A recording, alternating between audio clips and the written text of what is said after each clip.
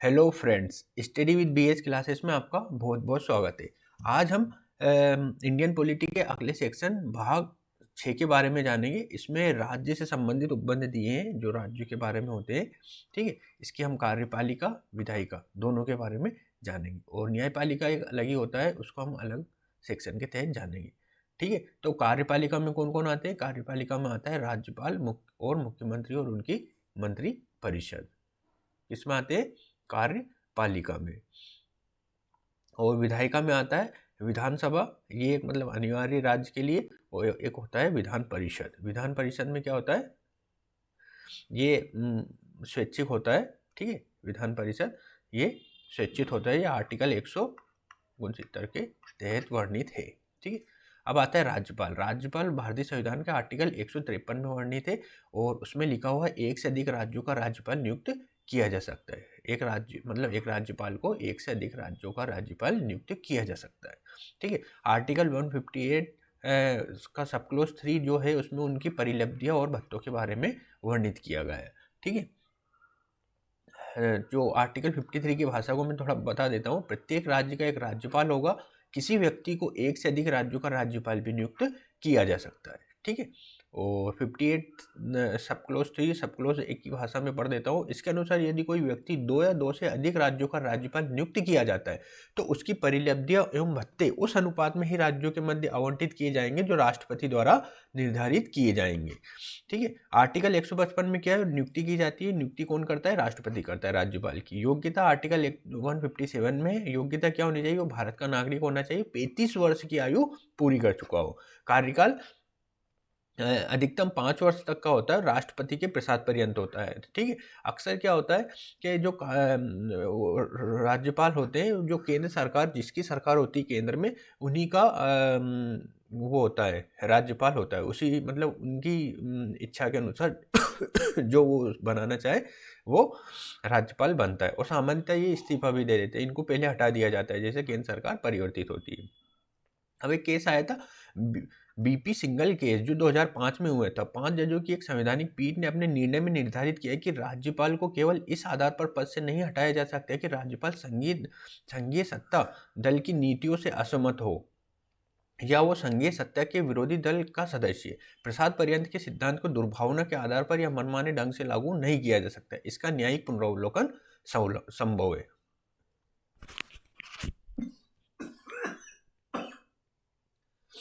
Sorry friends, मतलब इसका न्यायिक पुनरावलोकन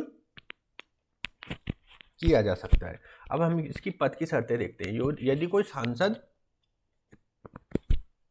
या राज्य विधानमंडल का सदस्य राज्यपाल नियुक्त कर दिया जाता है तो पद ग्रहण करने के साथ ही उसका जो यदि वो विधायक या सांसद जो भी है उसका स्थान निरस्त हो जाएगा। ठीक है, और क्या क्या होना चाहिए? लाभ का पद धारण नहीं करना चाहिए। परिलब्धि और भत्ते संसद द्वारा तय किए जाएंगे। कार्यकाल के दौरान वेतन भत्तों में कटौती नहीं की जाएगी। ठीक है, राज्यपाल की शक्तियाँ कौन कौन सी होती है? राज्यपाल की निम्नलिखित शक्तियाँ होती है। जैसे जैसे राष्ट्रपति की शक्तियाँ होती है ना, उसी आधार पर मतलब देखो, आप अगर संघ पढ़ेंगे, जो संघ के बहुत सारे प्रावधान राज्यों पर भी सेम टू सेम रहते हैं। जैसे राष्ट्रपति के जो कार्य रहते हैं वो मैक्सिमम राष्ट्रपति के देश के संदर्भ में जो कार्य रहते हैं वही कार्य राज्यपाल के राज्य के संबंध में रहते हैं। ठीक है, तो राज्यपाल की शक्तियों को हम उसी आधार पर जानेंगे। कार्यपालिका शक्ति, विधायी शक्ति, क्षमादान की शक्ति और विवेकाधीन शक्ति।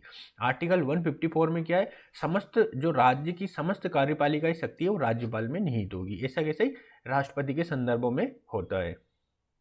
अनुच्छेद 154 के अनुसार समस्त कार्यपालिका शक्ति राज्यपाल में निहित होती है और अनुच्छेद 163 के अनुसार राज्यपाल अपने शक्तियों का प्रयोग मंत्रिपरिषद की सलाह के अनुसार करेगा। यद्यपि अनुच्छेद 163 राज्यपाल को किसी भी विषय पर अपने विवेक के अनुसार निर्णय लेने का अधिकार देता है, परंतु न्यायिक निर्णय के अनुसार राज्यपाल मंत्रिपरिषद की सलाह के अनुसार ही कार्य करेगा और कुछ विशिष्ट परिस्थितियों में ही विवेकाधीन शक्ति प्रयोग की जा सकती है। कार्यपालिका शक्ति का प्रयोग करते हुए कुछ पदों पर नियुक्ति करने का अधिकार भी राज्यपाल को प्राप्त है। जैसे कौन कौन से? मुख्यमंत्री और मंत्रिपरिषद। महाधिवक्ता की नियुक्ति राज्यपाल करता है। राज्य निर्वाचन आयुक्त, ठीक है, राज्य निर्वाचन आयुक्त 243 के, है ना, जो पंचायतों के चुनाव कराता है ना ये। और राज्य वित्त आयोग, राज्य वित्त आयुक्त, है ना, राज्य वित्त आयुक्त की भी नियुक्ति राज्यपाल करता है। राज्य लोकसेवा आयोग के अध्यक्ष और सदस्य राज्य मानवाधिकार आयोग, लोकायुक्त, राज्य सूचना आयुक्त, राज्य के अधीन विश्वविद्यालय के उप कुलपतियों की नियुक्ति भी राज्यपाल के द्वारा की जाती है। ठीक है, और जिला जज की नियुक्ति भी राज्यपाल के द्वारा की जाती है ना, डिस्ट्रिक्ट जज। अब कुछ विधायी शक्ति हम जान लेते हैं। विधायी शक्ति वैसी ही है जैसी राष्ट्रपति के पास प्राप्त है। जो राष्ट्रपति को देश के संदर्भ में प्राप्त है, मतलब संसद के संदर्भ में प्राप्त है, और राज्यपाल को राज्य विधायिका के या राज्य विधानसभा में जो भी उपबंध आते हैं या विधेयक जो भी आते हैं उस संबंध में विधायी शक्तियाँ प्राप्त है। क्षमादान की शक्ति में थोड़ी भिन्नता है, वो मैं बता देता हूँ। राज्यपाल उन सभी मामलों में क्षमादान का अधिकार रखता है जहाँ कानून राज्य सूची के विषय के अधीन हो या समवर्ती सूची के अधीन हो। राज्यपाल को मृत्युदंड में क्षमा का अधिकार नहीं होता है। देखो, जबकि राष्ट्रपति को मृत्युदंड में क्षमा का अधिकार होता है, परंतु वह मृत्युदंड में लघुकरण की शक्ति रखता है। राज्यपाल सैन्य मामलों में दिए गए निर्णयों में क्षमादान नहीं दे सकता है, जबकि राष्ट्रपति दे सकता है, क्योंकि राष्ट्रपति तीनों सेनाओं का प्रमुख होता है, जबकि राज्यपाल ऐसा नहीं होते हैं, है ना। राज्यपाल भी 5 प्रकार से क्षमा कर सकते हैं। कौन कौन से? एक तो क्षमा होता है, परिविलंबन होता है, परिहार होता है, विराम होता है, लघुकरण होता है। ये सभी मैं पहले बता चुका हूँ पुराने वाले वीडियोस में, आप देखेंगे तो। किसमें देखें? राष्ट्रपति की क्षमादान की शक्तियों में ये 5 का वर्णन है। अब हम जानेंगे विवेकाधीन शक्ति। विवेकाधीन शक्ति 163 के अनुसार मिली हुई है। ठीक है, संवैधानिक प्रावधानों के अधीन और विवेकाधीन शक्ति। यहाँ पर आपको ये देखना होगा कि राष्ट्रपति की तुलना में राज्यपाल की विवेकाधीन शक्तियाँ ज़्यादा दिखाई देंगी आपको। देखना, मैं बताता हूँ। जैसे आर्टिकल 200 में क्या लिखा है? राज्यपाल को यह अधिकार होता है कि वो राज्य विधानमंडल द्वारा पारित किसी विधेयक को राष्ट्रपति के लिए आरक्षित कर सके। यद्यपि इसके भी 2 अपवाद है। कौन कौन से अपवाद है? अनुच्छेद 31 सब क्लॉज 1 के अनुसार यदि किसी संपत्ति को अर्जित करने संबंधी कोई विधेयक राज्य विधानमंडल द्वारा पारित किया जाएगा तो इसे राष्ट्रपति के लिए आरक्षित करना राज्यपाल के लिए बाध्यकारी है। ठीक है, अगर ऐसा कोई कानून, मतलब ऐसा कोई विधेयक पारित किया जाता है जिससे कोई संपत्ति अर्जन संबंधी, मतलब संपत्ति से संबंधित अगर कोई रहेगा तो उसे राष्ट्रपति को मतलब आरक्षित करना जरूरी है। अनुच्छेद 200 के अनुसार यदि किसी विधेयक द्वारा उच्च न्यायालय की शक्तियों में कमी हो सकती हो तो ऐसे विधेयक को राज्यपाल अनिवार्य रूप से राष्ट्रपति के लिए आरक्षित करेगा। तो ये भी आरक्षित करेगा इसके लिए। अनुच्छेद 213 अध्यादेश से संबंधित है और उधर अनुच्छेद 123 था। ठीक है, अनुच्छेद, ठीक है, एक सेकेंड, कंट्रोल Z है ना। तो ये अब आता है हमारा अनुच्छेद 200। राज्यपाल जब किसी विधेयक को राज्य विधानमंडल के समक्ष पुनर्विचार के लिए भेजता है तो विवेकाधीन शक्तियों का प्रयोग करता है। अनुच्छेद 213 अध्यादेश जारी करने की शक्ति है राज्यपाल की, है ना। और अनुच्छेद 356 में जब वो राष्ट्रपति शासन की अनुशंसा करता है तो वो जो अपनी रिपोर्ट भेजता है राज्यपाल की, वो भी अपने विवेक के अनुसार ही भेजता है। ठीक है, और अनुच्छेद 371 के तहत कुछ क्षेत्रों में भी उसे विशेषाधिकार, मतलब विवेकाधिकार प्राप्त है। जैसे कोई राज्यपाल को कुछ उत्तरदायित्व निर्धारित किए। जैसे 371 सब क्लॉज 2 में क्या लिखा है? गुजरात के सौराष्ट्र और कच्छ के महाराष्ट्र, गुजरात के सौराष्ट्र और कच्छ और महाराष्ट्र के विदर्भ और मराठवाड़ा क्षेत्र में विकास के लिए राज्यपाल को विकास बोर्ड गठित करने का अधिकार है। 371 सब क्लॉज 2 और कुछ उपबंध है। जैसे 371 सब क्लॉज 1, इसमें क्या है? नागालैंड में आंतरिक शक्ति स्थापित करने के लिए और नागालैंड के त्वेसांग जिले में जिला परिषद के गठन के लिए राज्यपाल विवेकाधीन शक्तियों का प्रयोग कर सकेगा। 371 सी में क्या लिखा है? मणिपुर क्षेत्र में पर्वतीय भाग के लिए पर्वतीय परिषद करना राज्यपाल का विशेष उत्तरदायित्व होगा। 371 सी। 371 एप में क्या लिखा हुआ है? यह सिक्किम की जनता के सामाजिक और आर्थिक विकास को सुनिश्चित करने के लिए राज्यपाल अपने विवेक से कार्यपालिका शक्ति निर्णय ले सकेगा। ये 371 एप में लिखा हुआ है। 371 एच में क्या लिखा है? अरुणाचल प्रदेश में विधि व्यवस्था बनाए रखना राज्यपाल का विशेष उत्तरदायित्व होगा। अब कभी कभी राज्यपाल को केंद्र के अभिवर्ता या एजेंट के रूप में भी प्रदर्शित किया जाता है। तो इस संदर्भ में हम कुछ बातों को जानेंगे कि क्या ये वास्तविकता में सत्य है या असत्य है। राज्यपाल राज्य के संवैधानिक प्रधान के रूप में होता है और उससे अपेक्षा होती है कि वो सुनिश्चित करे कि राज्य का शासन संविधान के प्रावधानों के अनुरूप चलाया जाए। परंतु भारत में अब तक के अनुभवों के आधार पर यह दावा किया जाता है कि राज्यपाल ने संवैधानिक प्रधान के रूप में कार्य न करके केंद्र के एजेंट के रूप में कार्य किया है। अनुच्छेद 356 में के दुर्भावनापूर्ण प्रयोग और त्रिशंकु विधानसभा की स्थिति में दलों को सरकार बनाने के लिए आमंत्रित करने में विवेकाधीन शक्तियों के दुरुपयोग के उदाहरण उपरोक्त दावों को सही सिद्ध करते हैं। राज्यपाल की नियुक्ति प्रक्रिया और प्रसाद पर्यंत पद धारण करने के सिद्धांत के कारण राज्यपाल संघ के एजेंट के रूप में कार्य करता हुआ दिखाई देता है। राज्यपाल की नियुक्ति में मंत्रिपरिषद महत्वपूर्ण भूमिका निभाता है और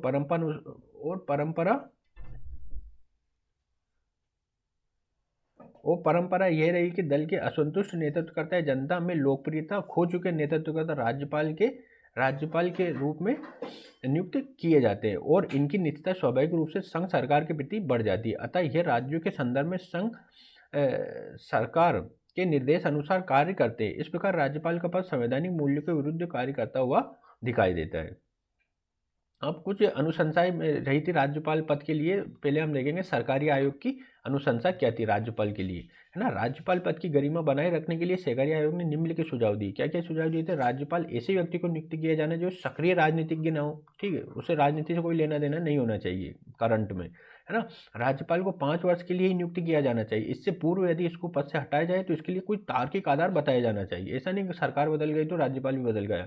नेक्स्ट, यह ध्यान रखना चाहिए कि राज्यपाल अपने ही राज्य का निवासी ना हो। कभी कभी अपने राज्य का अगर निवासी बना दिया जाएगा तो वहाँ मुख्यमंत्री और राज्यपाल में टकराहट उत्पन्न हो सकती है। इसलिए इन्होंने ये अनुशंसा की थी, उसी राज्य का नहीं होना चाहिए। किसने की थी? ये सरकारी आयोग ने। अब हम देखेंगे पुंची आयोग की सिफारिश। इन्होंने क्या कहा था? राज्यपाल किसी ऐसे व्यक्ति को नियुक्त किया जाना चाहिए जो सक्रिय राजनीति में कम से कम 2 वर्ष से दूर रहा। उन्होंने बोला था सक्रिय राजनीति में नहीं हो, और इन्होंने ये बोला कि 2 वर्ष तक हो सक्रिय राजनीति में नहीं होना चाहिए, है ना। और इन्होंने ये भी बोला था पुंची जी ने कि राज्यपाल की नियुक्ति एक समिति द्वारा की जानी चाहिए जिसमें प्रधानमंत्री, गृह मंत्री और संबंधित राज्य का मुख्यमंत्री और लोकसभा अध्यक्ष को सदस्य के रूप में होना चाहिए। राज्यपाल को हटाए जाने की प्रक्रिया के लिए संविधान संशोधन करके प्रावधान किया जाना चाहिए और यथासंभव प्रक्रिया महाभियोग के समान बना चाहिए। अगर कोई पूछे महाभियोग की प्रक्रिया लगाए जाने का उपबंध किसने किया था राज्यपाल पर, तो ये पुंची आयोग ने किया था। अब हम देखेंगे राज्य की विधायिका। राज्य की विधायिका में विधान परिषद और विधानसभा के बारे में हम जानेंगे। विधान परिषद, ठीक है, विधान परिषद कोई मैंडेटरी नहीं होती है। अनुच्छेद 169 के तहत ये बनाई जा सकती है। मैं इसमें थोड़ा बता देता हूँ। भारतीय संविधान में विधान परिषद के गठन में राज्यों के लिए अनिवार्यता निश्चित नहीं की गई। राज्यों को यह अधिकार है कि वो अपनी आवश्यकता के अनुसार विधान परिषद का गठन या उत्साधन कर सके। अनुच्छेद 169 में यह प्रावधान करता है कि राज्य विधानसभा विशेष बहुमत से प्रस्ताव पारित करके विधान परिषद के गठन या उत्साधन के लिए संसद से अनुरोध कर सकती है और संसद साधारण बहुमत से प्रस्ताव पारित करके विधान परिषद का गठन या उत्साधन कर सके, ठीक है। अभी कहाँ कहाँ पर विधान परिषद है? देखो, आंध्र प्रदेश में, तेलंगाना में, उत्तर प्रदेश में, बिहार में है, कर्नाटक में, महाराष्ट्र में, जम्मू कश्मीर में भी थी। लेकिन ये जब आर्टिकल 370 के तहत जब इसको राज्य का दर्जा खत्म किया गया तो यहाँ भी विधान परिषद खत्म हो गई है। अब हम देखेंगे अनुच्छेद 171 के अनुसार विधान परिषद में न्यूनतम 40 सदस्य और अधिकतम विधानसभा की कुल सदस्य संख्या का 1/3 होना चाहिए। विधानसभा के 1/3 अधिकतम हो सकते हैं और कम से कम 40 हो सकते हैं, ठीक है। अब विधान परिषद के सदस्यों का चुनाव कैसे होता है, ये बहुत महत्वपूर्ण है। अप्रत्यक्ष विधि से आनुपातिक प्रतिनिधित्व एकल संगमरमरी मत पद्धति से होना चाहिए। इनके निर्वाचक मंडल कभी कभी प्रीलिम्स, मेंस या 1 डे एग्जाम में पूछा जा सकता है। तो निर्वाचक मंडल में बता देता हूँ, 1/3 जो सदस्य होते हैं वो राज्य विधानसभा के निर्वाचित सदस्यों द्वारा चुने जाते हैं और 1/3 सदस्य स्थानीय स्वशासन और नगर पालिका द्वारा चुने जाते हैं और 1/12 जो सदस्य होते हैं वो ऐसे निर्वाचक मंडल द्वारा चुने जाते हैं जो कम से कम 3 वर्ष से स्नातक डिग्री धारकों द्वारा बना हो, है ना। 1/12 और है जो कैसे बने जाते हैं, सदस्य शिक्षक द्वारा बने निर्वाचन मंडल से चुने जाते हैं। इनमें 3 वर्ष का अनुभव प्राप्त माध्यमिक स्तर या उच्च स्तर के शिक्षक शामिल होते हैं। ये 1/12। अब बचे कितने? बचे 1/6 बचे। 1/6 को कौन नियुक्त करता है? राज्यपाल द्वारा मनोनीत किए जाते हैं, है ना।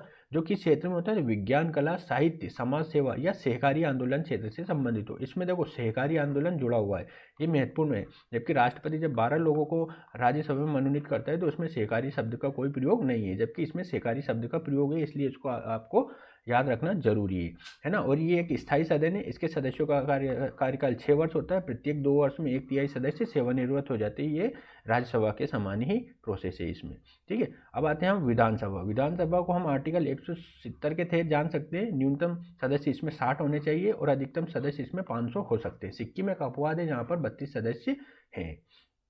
अनुच्छेद 371 में छोटे राज्यों के संदर्भ में प्रावधान है कि वहाँ विधानसभा की सदस्य संख्या न्यूनतम 30 होगी, ठीक है। विधानसभा का कार्यकाल कितना होता है? 5 वर्ष होता है। इसे राज्यपाल है ना, इसे राज्यपाल 5 वर्ष से पूर्व भी भंग कर सकता है। अनुच्छेद 172 के अनुसार राज्य विधानसभा का कार्यकाल आपातकाल के दौरान एक बार में 1 वर्ष के लिए बढ़ाए जा सकते हैं, परंतु इस संदर्भ में शक्ति संसद को प्राप्त है। देखो इंदिरा गांधी ने आपातकाल के समय 1 साल के लिए बढ़ा दिया था, 6 वर्ष कर दिया था, तो राज्यों का भी 6 वर्ष हो गया था। अब विधायी प्रक्रिया क्या है, विधेयकों का पारित करना, जैसे साधारण विधेयक को हम जैसे संसद से समझ सकेंगे, इसलिए मैं थोड़ा आपको इसमें जल्दी जल्दी बता देता हूँ। ये किसी भी सदन में प्रस्तुत किया जा सकता है। यदि इसे विधानसभा में प्रस्तुत किया जाता है और विधानसभा इसे पारित करके विधान परिषद को भेजती है तो निम्नलिखित स्थितियां प्राप्त होती है। देखो अगर विधान परिषद, यहाँ पे विधान परिषद का थोड़ा रोल महत्वपूर्ण हो जाता है, तो कुछ थोड़े से परिवर्तन हैं जो मैं आपको बता देता हूँ। विधान परिषद बिना संशोधन के इसे पारित कर दे तो विधेयक पारित मान लिया जाएगा। विधान परिषद विधेयक में संशोधन कर दे जिससे विधानसभा असहमत है तो विधेयक वैसे ही पारित मान लिया जाएगा जैसे विधानसभा ने पारित किया था, जबकि उसमें संयुक्त बैठक बुलाई जा सकती है। किसमें? संसद में, साधारण विधेयक में।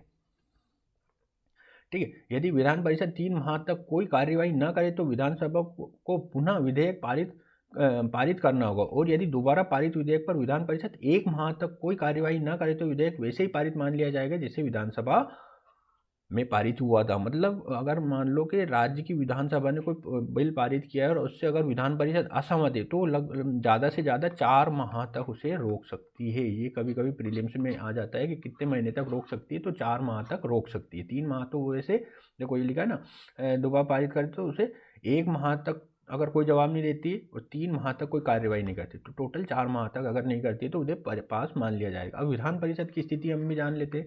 ज़्यादा कोई विशेष स्थिति नहीं होती विधान परिषद की, फिर भी मैं बता देता हूँ, है ना। देखो विधान परिषद की शक्तियों को यदि राज्यसभा की शक्तियों की तुलना की जाए तो शक्तिहीन सदन दिखाई देता है। इसे साधारण विधेयक समेत किसी भी विधेयक के संदर्भ में कोई अधिकार प्राप्त नहीं है। विधान परिषद एक सलाहकारी सदन के रूप में अपनी विशेष भूमिका निभाता है। जहां राज्यसभा संघीय स्तर पर राज्यों के हितों को संरक्षित करती हुई दिखाई देती, वहां विधान परिषद राज्य के स्तर पर ऐसा कोई कृत्य नहीं करती। देखो राज्यसभा क्या करती है, राज्यों का हित देखती है, लेकिन विधान परिषद कैसे क्या देखती है, ऐसे कोई जिलों का हित तो देखेगी नहीं हो, इसलिए इसका महत्व बहुत ही कम हो जाता है। बड़े राज्यों में इसकी उपयोगिता मात्र इस तथ्य से सिद्ध की जा सकती है कि किसी भी कानून को बनाने में समाज के अलग अलग वर्गों के हितों और विशेषज्ञता को ये सदन सुनिश्चित कर सकता है। अतः राज्यों को इस सदन का गठन तभी करना चाहिए जब राज्य में विविधताएं वृहत पैमाने पर हो और वर्गीय हितों और विशेषज्ञता के रूप में सलाहकारी सदन के लिए विधान परिषद का गठन अनिवार्य प्रतीत हो रहा हो, अन्यथा ये सदन राज्यों के वित्तीय बोझ बढ़ाने वाला सदन होगा। ठीक है, तो मतलब इसको जब भी क्रिएट किया जाना चाहिए जब कोई राज्य बड़ा और वहाँ मतलब इस तरह की स्थितियाँ निर्मित हो। ठीक है, अब हम संघ राज्य क्षेत्र को कल जानेंगे। आज के लिए यहीं पे समाप्त करते हैं। तो वीडियो देखने के लिए बहुत बहुत धन्यवाद।